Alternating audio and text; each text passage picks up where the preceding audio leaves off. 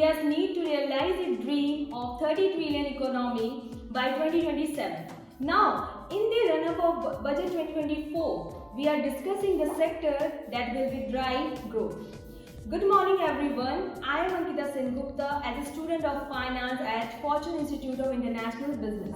We are excited to dive into the upcoming interim budget on February 1st.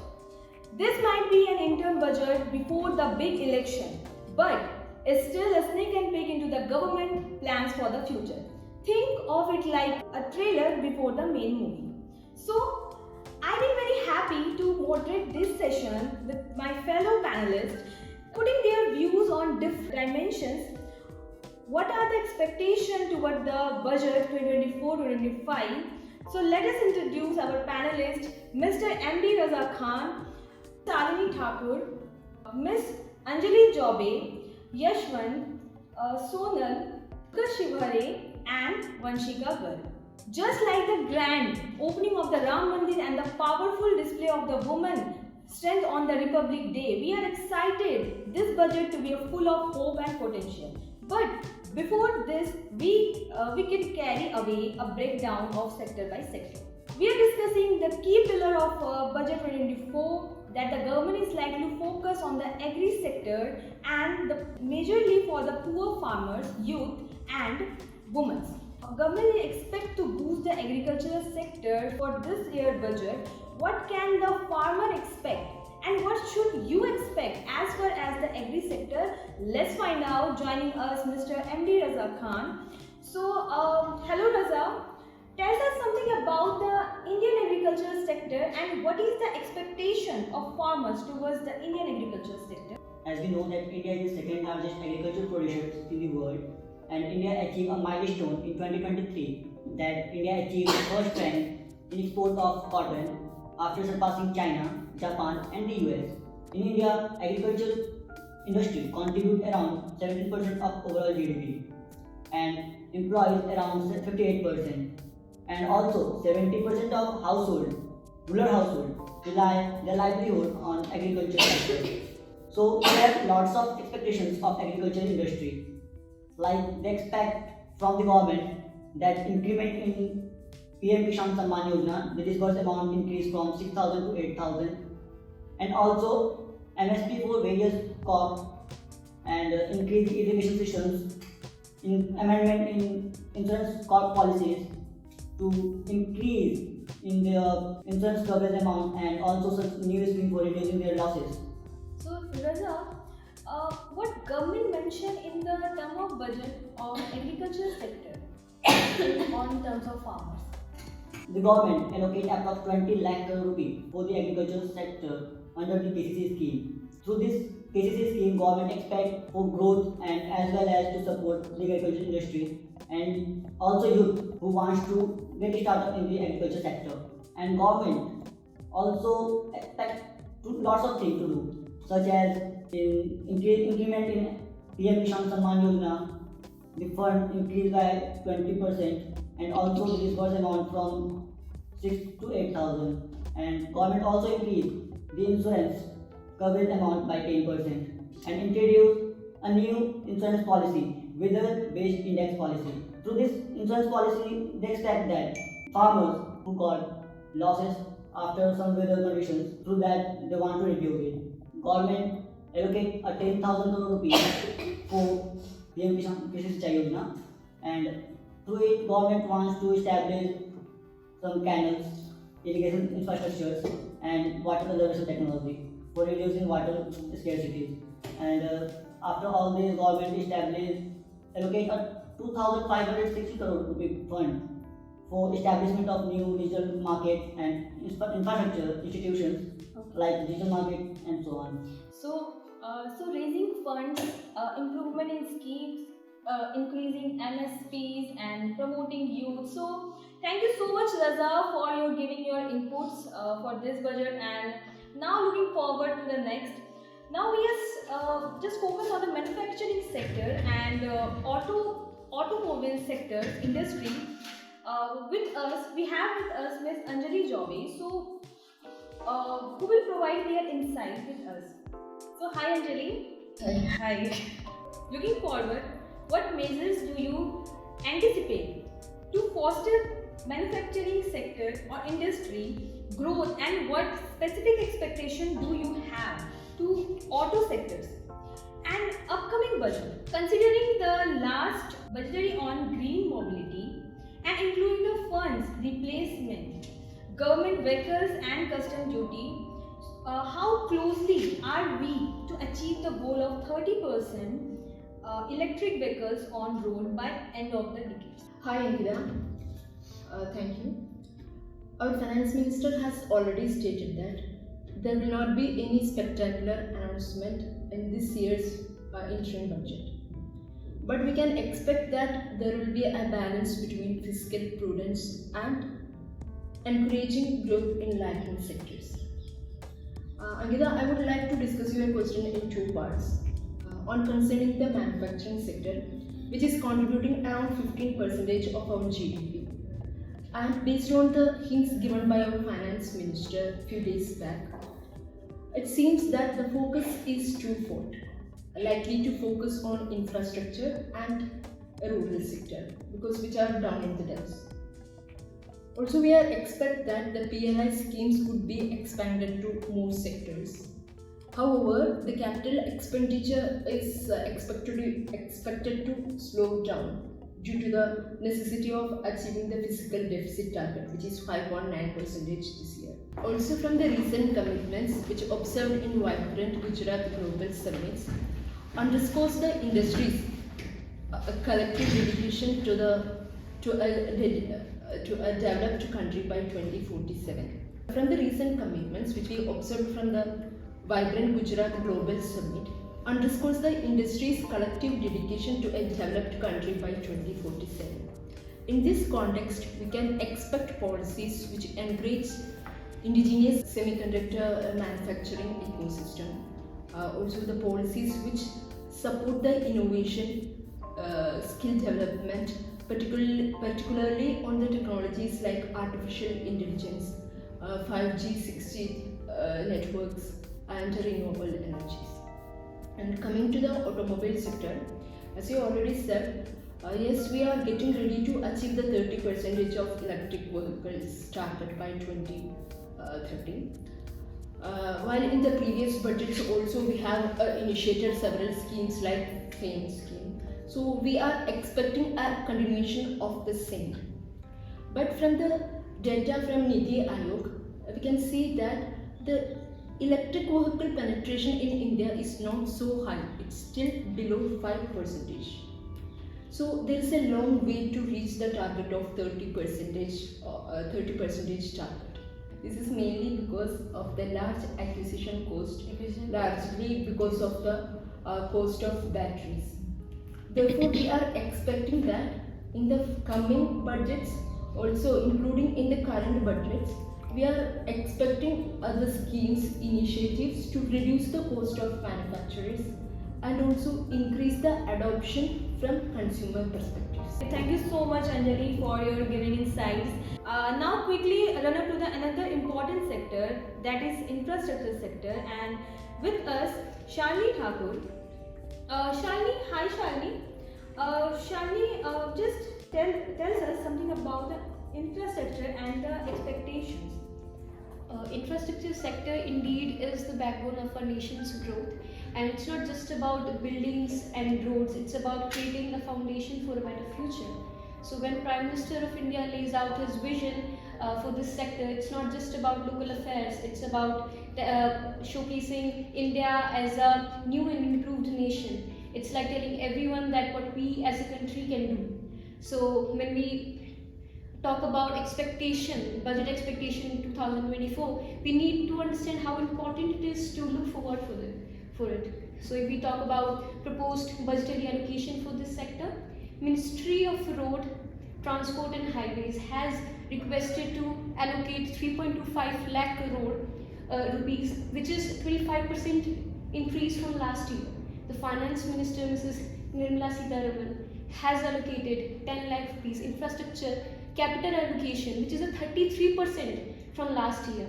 There is expectation of 20% rise in budget for roads and highways.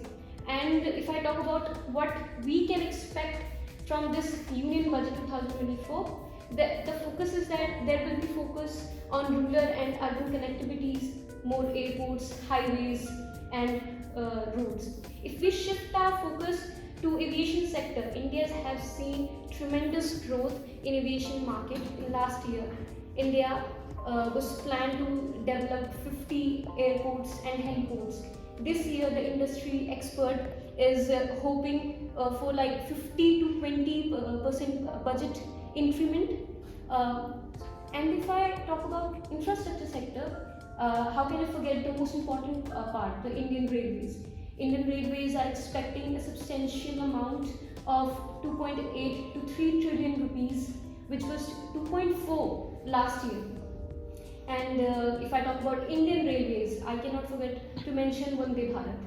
So we already have 41 operational Vande Bharat Express, and the government is planning to introduce 400 generational energy efficiency train. And as it is mentioned by the railway minister in Lok Sabha, that there will be installation for fencing installation at a vulnerable location to enable the train to operate at the speed of 100 to 110 km per hour, which is current speed of Vande Bharat is 60 to somewhere 63 km per hour. How can we be the confident that the post budget of Indian Railway is 2024-25 will be effectively enhance safety measures, and especially considering the recent incidents. This is very given crucial that the British Ballister train in June 2023. So yes, safety is always be a matter of concern in case of Indian Railways. It is something that it always raises question against the credibility of Indian Railways. But yes, the incident like Balasore train collision always pressurize government to decongest and adapt new safety measures, and the safety budget for Indian Railways in 2024 is expecting to be double. So yes, the picture is optimistic. Thank you. Thank you so much, Shalini, for your grateful insights. And now, looking forward past budget focus on improving education and employment. We have seen the progress in the areas like the better schools, better job opportunities. So today we are discussing this topic on us, and with us Vanshika Garg. So hello Vanshika, tell us something about the youth. Thank you, Ankita. Hello everyone. Today I'll be talking about the expectations of youth from the upcoming budget 2024. So youth, firstly, youth is basically people aging from 15 to 29 years comes under youth, which is backbone of India, contributing around 34% of India's gross national income. Now, youth contributes via two major factors. First is education, second is employment. Now, anticipating 10% or more increase in the budget of education to address the infrastructure gaps and goals and align with the goals of National Education Policy 2020. In the previous year budget, the estimated expenditure of Ministry of Education was around 1,12,899 crores, which was a 13% increase from the revised estimates of the previous year budget, that is 2022 to 2023. Now, of this, the Department of School Education and Literacy has been allocated 61%, and as for the Department of Higher Education has been allocated the remaining 39%. 33% of the ministry budget has been allocated to Samagra Shiksha Abhiyan, also known as SSA. Now, since 2015, the overall allocation of the education budget has been around 2.8% of the GDP, and as for the employment sector, it also has contributed a good portion in the Indian economy. Okay, so what changes should government make in reforms of upcoming budget 2024 to 25 regarding the employment, education, and what aspects they should highlight? Okay, so as per the expectations, I have divided this into two categories. categories. First is for education sector and second is for the employment sector. First I'll talk about the expectations for the educational sector. Education sector, the first expectation would be addressing the digital divide. Expectations for increase in the initiatives like PM e-Vidya and broadband expansion to ensure the equitable access of the digital educational resources. Second would be emphasis on early childhood education. Anticipation involves a heightened focus and increased allocation for expanding access to quality pre-primary education and particularly through Anganwadi programs. Third would be teacher training and infrastructure development. Strategies sought to attract and retain the quality educators and to increase in the salaries of teachers and the emphasizing of modernizing schools, especially in the rural areas. Now, as for the employment sector, the expectations would be first is reforms in economic growth initiatives, crucial reforms in initiatives like PM e-Vidya, Skill India and Make in India and other reforms to fostering the economic growth. Second would be simplifying Apprenticeship Act, proposing a 25% apprenticeship quota for organizations which contribute in the net zero carbon emissions and hiring more women. Expectations for focus on infrastructure development and manufacturing incentives and labor regulations amendment and support for skill development programs. Now, next would be potential in medtech and healthcare sectors, recognizing the potential in the globalization of medtech and healthcare sectors with the incentives like to Andhra Pradesh medtech zone and Atmanirbhar Bharat. Now, as for the employment sector, there are two more major factors which contributes the most. First would be startups and second would be women economic growth, women economic empowerment. As for the startups, expectation encompasses of financial incentives, research grants and streamlined tax provisions for startups only, and also emphasizing on collaboration with international partners for the innovation, especially in the financial sector. Now, as for the women economic empowerment, expectations for financial incentives for the small companies so that they can comply with women maternity leave regulations. And focus on skill training and support for the women self-help groups, and also emphasizing on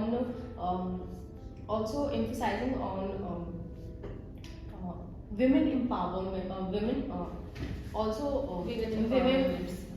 women empowerment, but also to help more in women entrepreneurship and also to promote women in agricultural sector.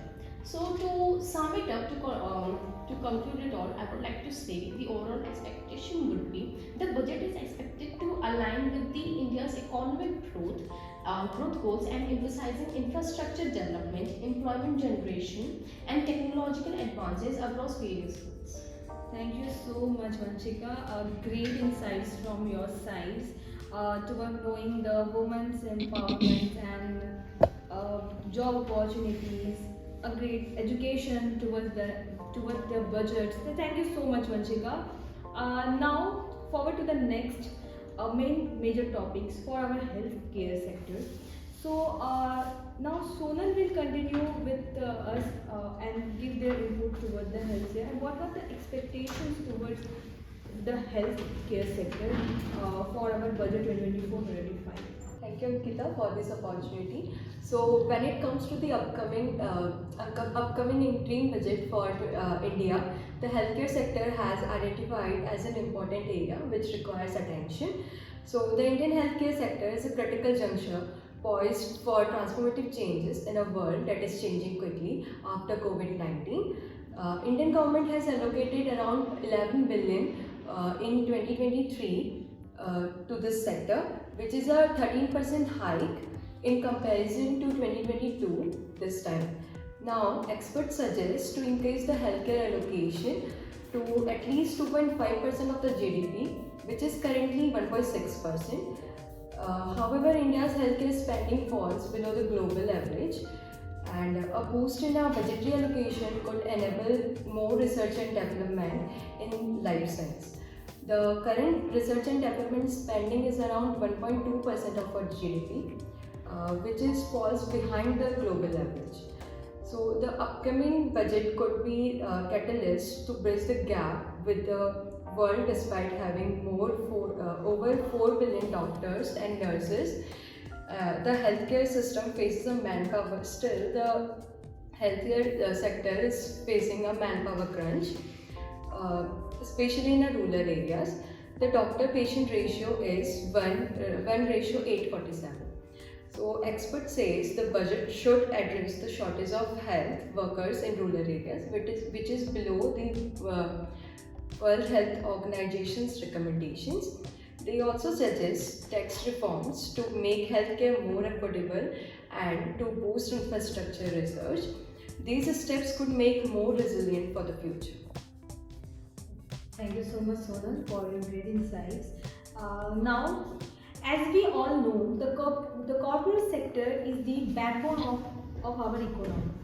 So because of it, contribute to the economy to the greater extent, whether in terms of employability and as well as of society. Joining us, Ms. Utkarsh Shivare. So, hello Utkarsh. Hi. Hi, Krishna.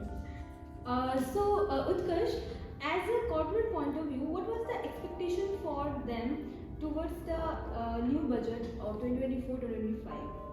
Thank you, Ankita, for asking your question. As a current economic situation, there are several things the corporate sector is expecting from this current government.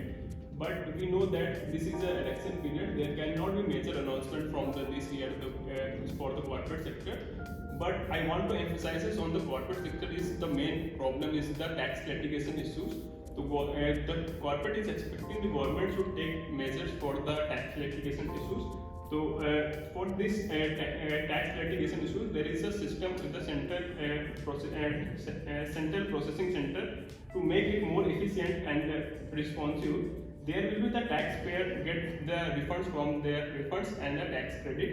Now I want to highlight there is an extension for the new startups which government may take their consideration for the which startup which has been started before the COVID-19 period, where the government can reduce the concessional income tax rate by the 15%. And I want to highlight one of the corporate sector the government can take measures for in the infrastructure, and the renewable energy is the main focus for this corporate sector. So, Utkarsh, what middle class expect for this budget? The middle class expectation from this budget is the middle class is expecting to the we know that after the COVID-19 period the inflation is very high from the economies, though the incomes or people is earning or expecting to the income tax slab to be increased. Now the current income tax slab is the 7 lakh rupees, so the middle class is expecting the slab to be the increase to 8 lakh rupees. And people also wanting the government is main emphasis on the section income tax section 80C to be the limit should be the increase from the 10 lakh rupees to the 2 lakh rupees, where the people are more emphasized on the saving scheme. So and the section 80D which is more emphasized on the health insurance sector, because we know that after the COVID-19 period the health is a major issue for the every middle class family and on the every person in the India. So the government may more emphasizes on the health insurance limit to be increased, so that the people for the income tax person that can be the benefited from them. The current limit for the individual person is the 25,000 rupees to be increased for the individual to 50,000 rupees, where they can buy the insurance and that can claim for the insurance benefit from the section 80 schemes.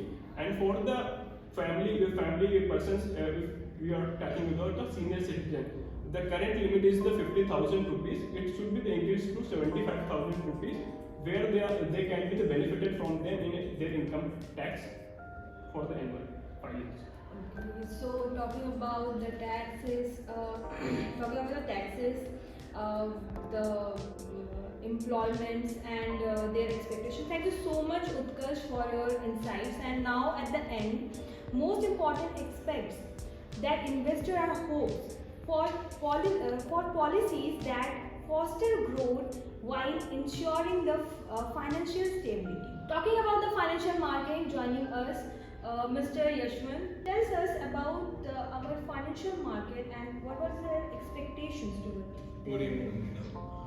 See, as we all know that the financial market is an excellent tool or a market to earn profits to billions by investing millions of dollars. As Warren Buffett says, it's a market for transferring money from impatient to the patient. We all know that the census has crossed 71,000 points this fiscal year and this will give excellent returns to the long-term investors especially.